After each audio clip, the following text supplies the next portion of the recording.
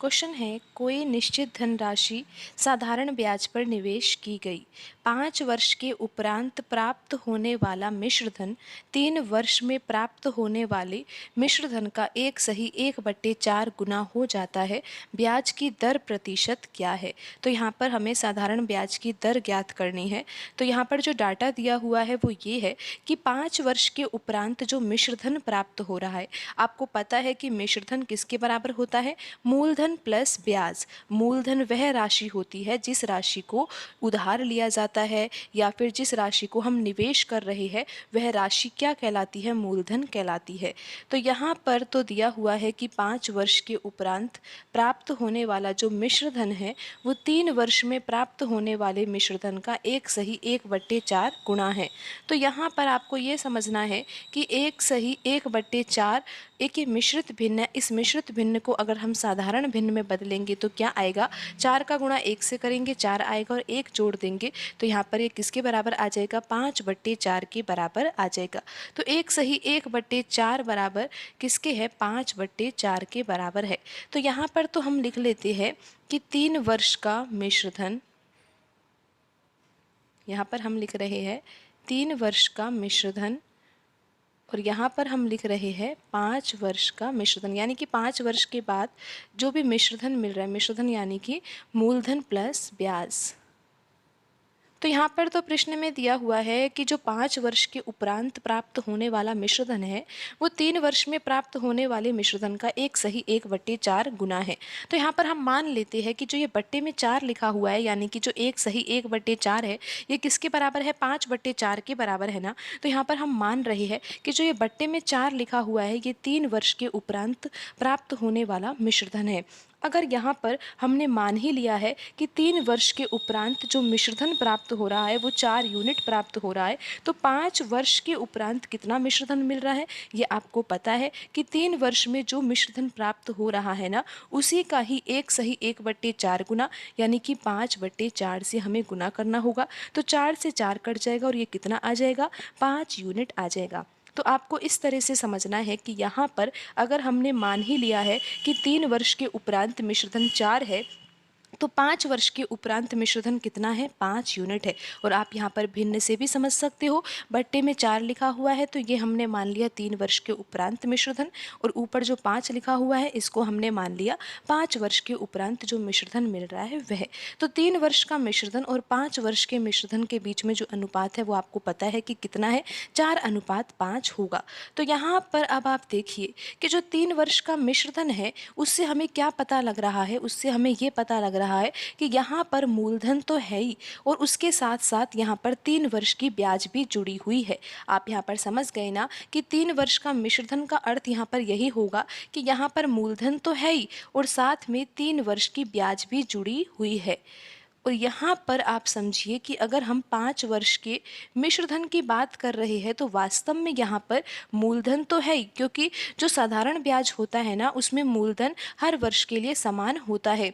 जितना रुपए हम निवेश करते हैं शुरुआत में, चाहे फिर हम कितने वर्ष के लिए ही करें, लेकिन यहाँ पर जो मूलधन माना जाएगा ये प्रारंभिक राशि ही मानी जाती है। तो 5 वर्ष का जब हम मिश्रधन निकालेंगे भी सही तो यहाँ पर मूलधन तो वही रहेगा जो यहाँ पर 3 वर्ष के मिश्रधन में जुड़ा हुआ है, वही 5 वर्ष के मिश्रधन में भी मूलधन तो वही है और साथ में यहाँ पर 5 वर्ष की ब्याज भी जुड़ी हुई है। और आपको ये भी पता होना चाहिए कि अगर मूलधन ही समान है साधारण ब्याज में तो यहाँ पर जो ब्याज मिलेगी वो हर वर्ष समान ही मिलेगी, क्योंकि मूलधन समान है तो ब्याज भी समान ही मिलेगी।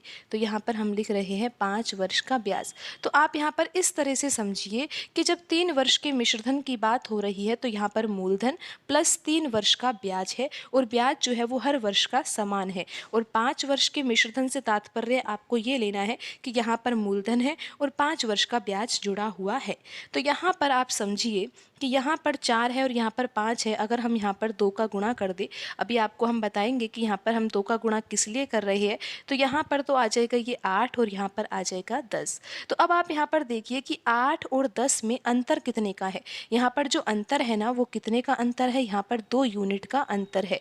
लेकिन वास्तव में जो ये अंतर है ना ये किसके बराबर है? आप ये समझो ना कि यहाँ पर 3 वर्ष का मिश्रधन जो है वो 8 यूनिट है और 5 वर्ष का जो मिश्रधन है वो 10 यूनिट है। है। तो यहाँ पर जो ये 2 यूनिट का अंतर है ना, ये इस वजह से अंतर आया है क्योंकि यहाँ पर तो 3 वर्ष का मिश्रधन है और यहाँ पर 5 वर्ष का, यानी कि 2 वर्ष के ब्याज का यहाँ पर अंतर है। क्योंकि आपको यहाँ पर बता दिया गया है कि मूलधन तो यहाँ पर सेम ही रहेगा, तो जो अंतर आ रहा है मिश्रधन में उसका कारण ये है कि यहाँ पर 2 वर्ष का ब्याज एक्स्ट्रा जुड़ा हुआ है 5 वर्ष के मिश्रधन में। तो जब आपको ये पता लग गया कि 2 यूनिट की वैल्यू 2 वर्ष के ब्याज के बराबर है, तो आपको पता लग गया होगा कि जो 1 वर्ष का ब्याज है ना, वो किसके बराबर होगा, 1 वर्ष का ब्याज 1 यूनिट के बराबर होगा। तो यहाँ से आपको यही वैल्यू समझनी थी। आप एक बार फिर से समझ लीजिए, आपको यहाँ पर समझा दिया गया है कि जो 3 वर्ष का मिश्रधन है और यहाँ पर हम लिख रहे हैं 5 वर्ष का मिश्रधन।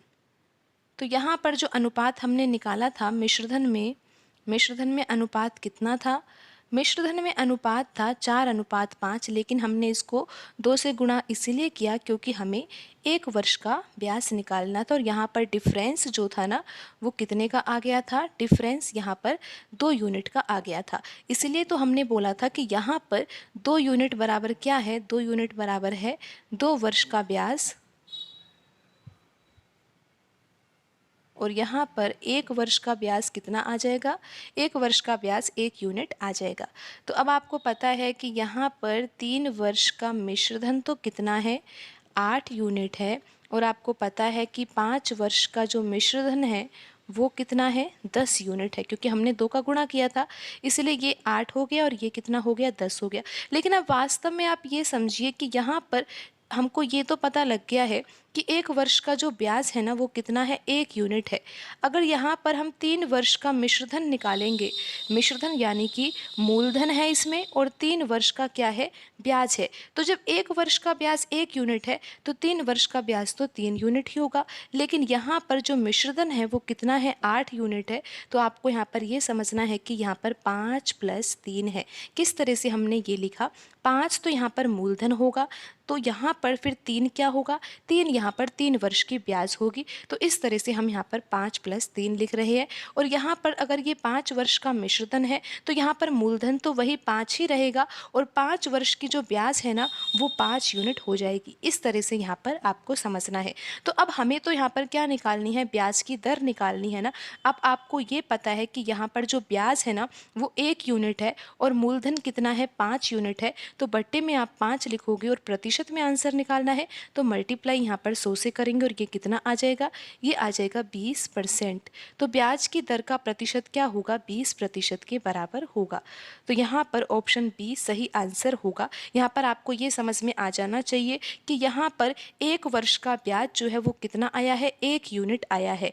और 1 यूनिट बराबर जब 1 वर्ष का ब्याज है तो 3 वर्ष का ब्याज यहाँ पर कितना हो जाएगा, 3 यूनिट हो जाएगा। जब हमें यही पता लग गया कि यहाँ पर जो 8 यूनिट है ये मिश्रधन के बराबर है, तो इसमें मूलधन भी है और 3 वर्ष का ब्याज भी है।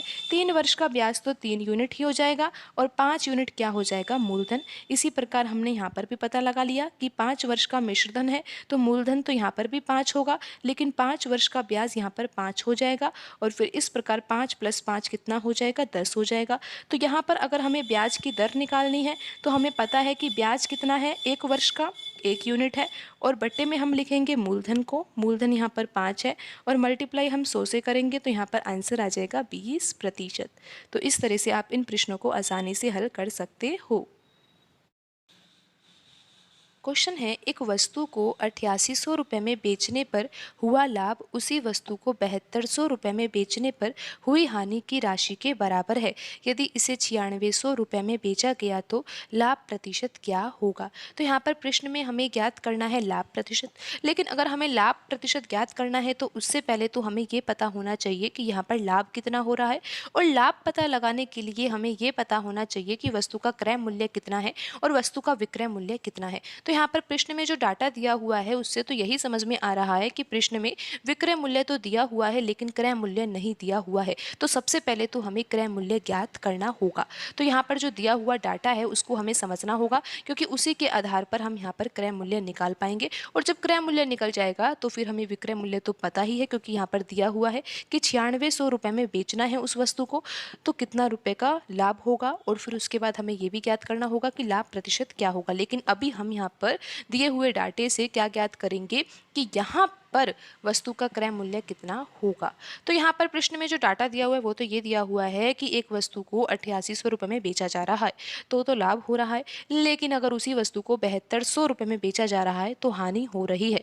तो यहाँ पर इतना समझ में आ गया है कि जो भी मूल्य होगा क्रय मूल्य वो इन दोनों मूल्य के बीच का मूल्य होगा। तो यहाँ पर हम लिख लेते हैं कि यहाँ पर तो क्रय मूल्य होगा, लेकिन अब आप यहाँ पर समझिए कि क्रय मूल्य से अगर अधिक मूल्य पर बेचा जाएगा, यानी कि कितने रुपए में बेचा जाएगा, 8800 रुपये में बेचा जाएगा ना अगर उस वस्तु को, तो क्या होगा, यहाँ पर लाभ होगा।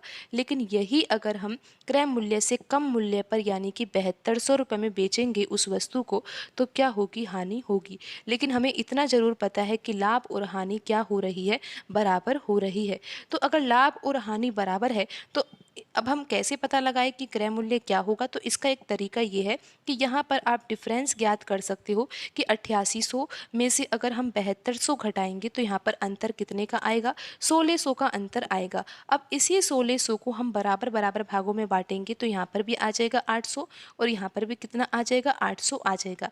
अब आप ये समझिए कि यहाँ पर अगर 8800 रुपये में उस वस्तु को बेचा जा रहा है ना तो लाभ कितने का हो रहा है, 800 रुपये का लाभ हो रहा है। और आप यहाँ पर इस प्रकार भी समझिए कि अगर उसी वस्तु को हम 7200 रुपये में बेच रहे हैं तो हानि कितने की हो रही है, 800 की हानि हो रही है। तो इस तरह से हमें लाभ और हानि तो पता लग गई। अब हमें विक्रय मूल्य तो यहाँ पर पता ही है। आप यहाँ पर समझिए कि 8800 रुपये जो है वो वस्तु का विक्रय मूल्य है। अगर हमें ये पता है कि विक्रय मूल्य 8800 रुपये है और लाभ कितना है, 800 रुपये है, तो क्रय मूल्य तो हम निकाल ही सकते हैं। तो क्रय मूल्य कितना होगा, 8000 रुपये होगा। 8800 में से अगर हम 800 घटाएंगे ना तो कितना आ जाएगा, 8000 आ जाएगा। अब आप ये समझिए कि 8000 रुपये वस्तु का क्रय मूल्य है और अगर वस्तु को बेचने पर 800 रुपये का लाभ हो रहा है तो वस्तु को कितने रुपए में बेचा गया होगा, 8800 रुपये में बेचा गया होगा।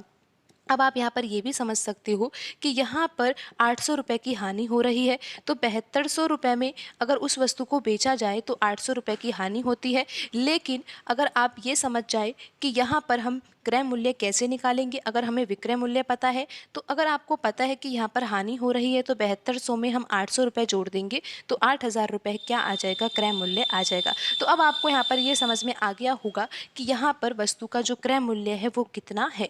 तो यहाँ पर हमें पता लग गया है कि यहाँ पर जो सीपी है यानी कि कॉस्ट प्राइस है वो तो कितनी है, 8000 रुपये है। और आपको ये भी तो बताया गया है ना प्रश्न में कि यदि इसे 9600 रुपये में बेचा गया तो बताइए कि लाभ प्रतिशत कितना होगा। तो यहाँ पर हमें ये भी पता चल गया कि सेलिंग प्राइस कितना है, 9600 रुपये है। तो यहाँ पर आपको अब पता लग ही रहा होगा कि लाभ हो रहा है क्या हानि हो रही है। यहाँ पर हो रहा है लाभ, लेकिन कितने रुपए का हो रहा है आपको ये भी पता लग रहा होगा कि यहाँ पर 1600 रुपये का लाभ हो रहा है। जब हमें लाभ पता लग गया है, हमें पता है कि क्रय मूल्य कितना है, तो यहाँ पर हम लाभ प्रतिशत निकाल सकते हैं क्योंकि आपको लाभ प्रतिशत का सूत्र पता होगा। लाभ प्रतिशत निकालने के लिए हम यहाँ पर रखेंगे लाभ को ऊपर और बट्टे में हम रखेंगे यहाँ पर क्रय मूल्य को और मल्टीप्लाई तो हमें किससे करना होगा, 100 से। तो यहाँ पर 2 जीरो से 2 जीरो कट जाएगी, यहाँ पर 0 से 0 कट जाएगा। 8 के पहाड़े से हम 160 को काटेंगे तो यहाँ पर आ जाएगा 20%। तो लाभ प्रतिशत कितना होगा, 20% होगा। ऑप्शन ए यहाँ पर सही आंसर होगा। क्वेश्चन है, यदि अंकित मूल्य का 2/5 भाग विक्रय मूल्य के 5/8 के बराबर है तो छूट प्रतिशत ज्ञात करो।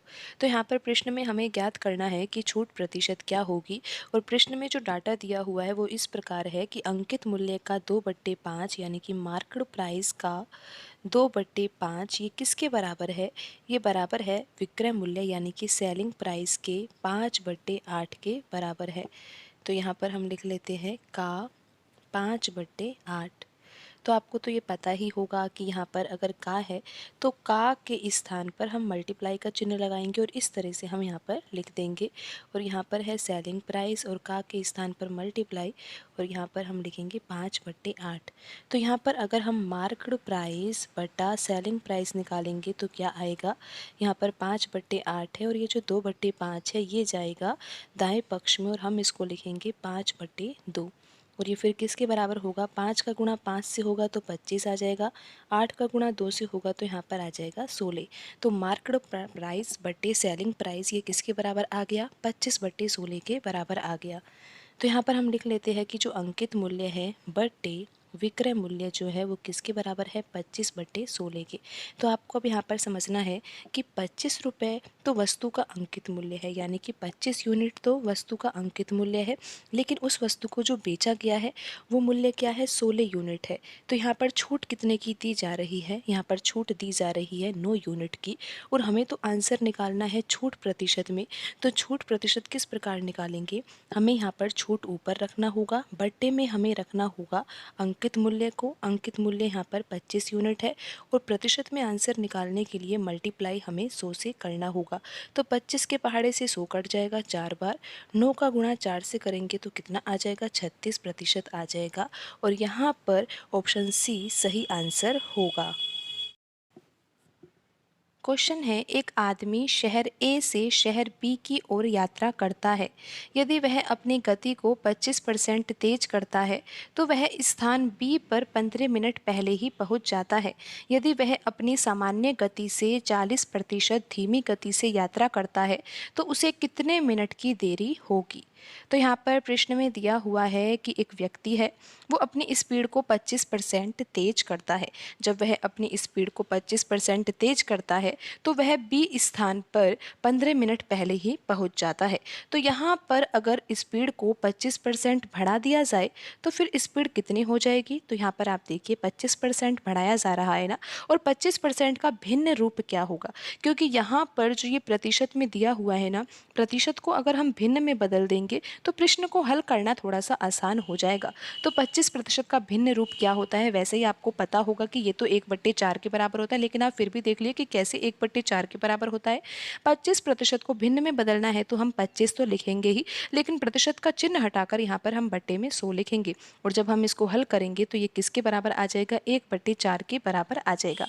तो आपको पता है कि जो 25% है वो किसके बराबर है, 1/4 के बराबर है।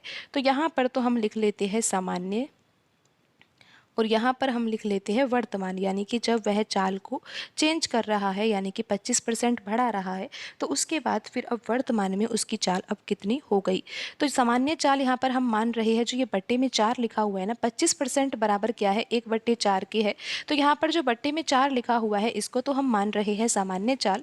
तो आप अब ये समझिए कि अगर 25% चाल को बढ़ा दिया जाता है और 4 का 25% तो किसके बराबर होता है, 1 के बराबर होता है। तो इसका सीधा सा अर्थ ये है कि आपको 1 यूनिट चाल को बढ़ाना है। अगर आपने पहले यहाँ पर 4 यूनिट चाल मानी है पहले, यानी कि सामान्य चाल अगर यहाँ पर हमने 4 यूनिट मानी है और 25% चाल को बढ़ाया जा रहा है तो यहाँ पर 1 यूनिट बढ़ाया जा रहा है, और अब ये वर्तमान में कितनी हो गई, 5 यूनिट हो गई। इस तरह से आपको यहाँ पर ये समझना है। तो यहाँ पर हम लिख लेते हैं कि ये क्या है, ये चाल का अनुपात है।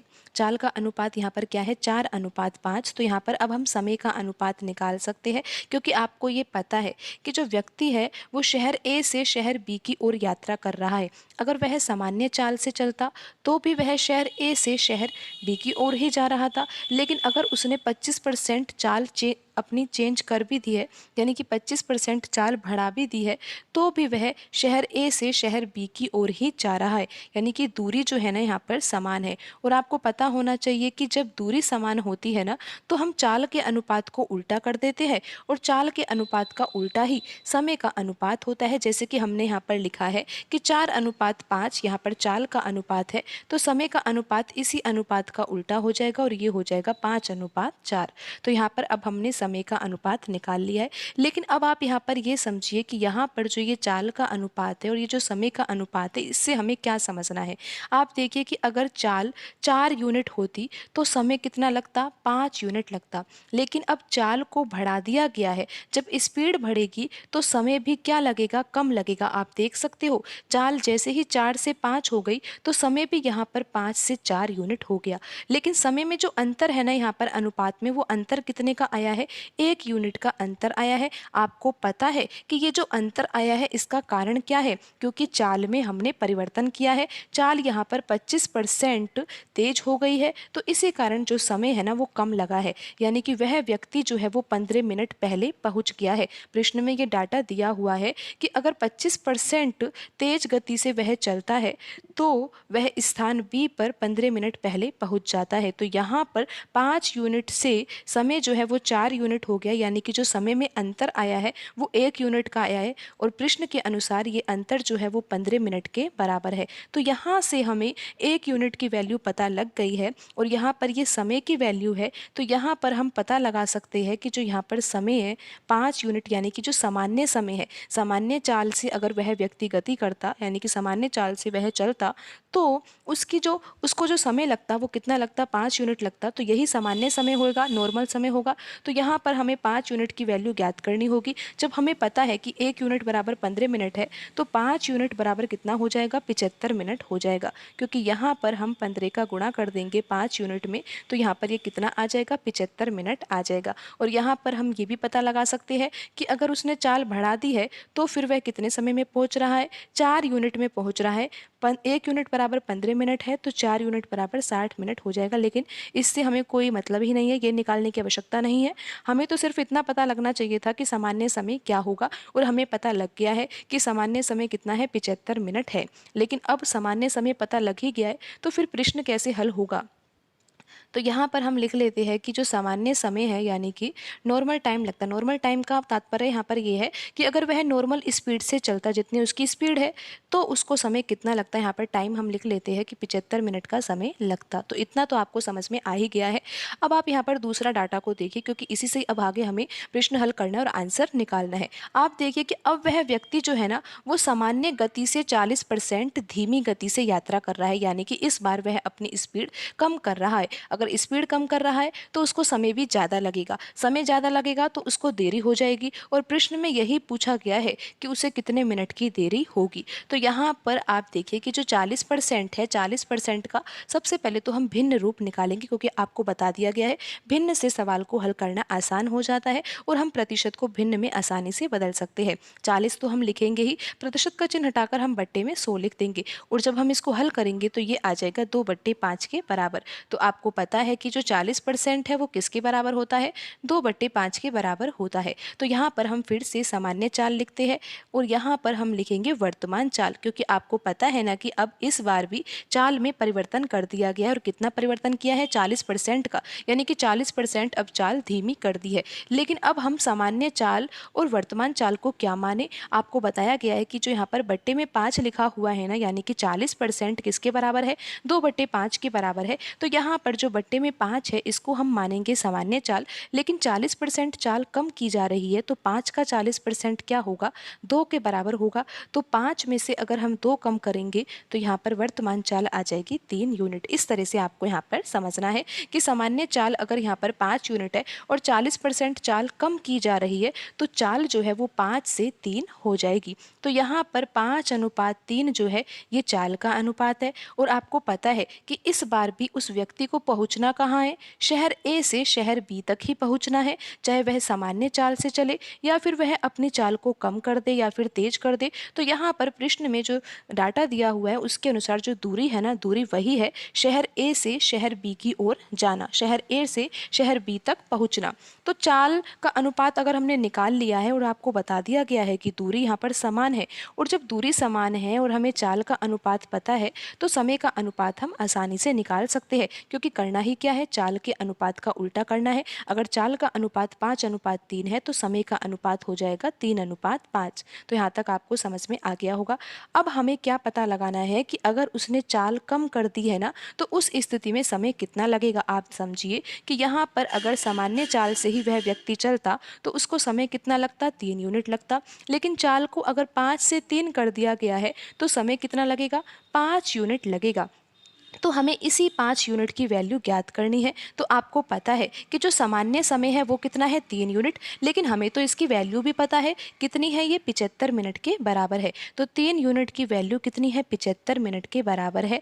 तो यहाँ पर हम अगर 25 का ही तो गुणा कर रहे हैं 3 में, तब जाकर ये 75 यूनिट आ रहा है। तो 1 यूनिट की वैल्यू कितनी है, 25 मिनट है। तो यहाँ पर भी हम 25 का ही गुणा करेंगे तो ये कितना आ जाएगा, 125 मिनट आ जाएगा। तो अब आप इतना समझ गए होंगे कि अगर वह व्यक्ति चाल को कम कर रहा है, यानी कि 5 से 3 कर रहा है, तो समय उसको कितना लग रहा है? 125 मिनट का समय लग रहा है। लेकिन अगर वह चाल में कोई परिवर्तन नहीं करता, सामान्य चाल से ही चलता, तो उसको कितना समय लगता? 75 मिनट का समय लगता। लेकिन चाल में परिवर्तन किया है, इस कारण उस व्यक्ति को जो समय लग रहा है वो ज़्यादा लग रहा है। तो आप समय में अंतर देख सकते हो, पहुंचना तो उसको 75 मिनट में था, लेकिन चाल में जो कमी करी है इसके कारण उसको समय भी ज़्यादा लग रहा है और वह 125 मिनट में पहुंच रहा है। तो समय में जो अंतर है ना, वो कितने का है? 50 मिनट का है। आपको समझ में आ गया होगा कि ये 50 मिनट कैसे आया। 75 यहाँ पर 125 मिनट में से अगर हम 75 मिनट घटाएंगे, यानी कि इन दोनों समय के बीच में जो अंतर है ना, वो कितने का है? 50 मिनट का है। यानी कि उस व्यक्ति को कितने मिनट की देरी होगी? 50 मिनट की देरी होगी। यहाँ पर ऑप्शन बी सही आंसर होगा।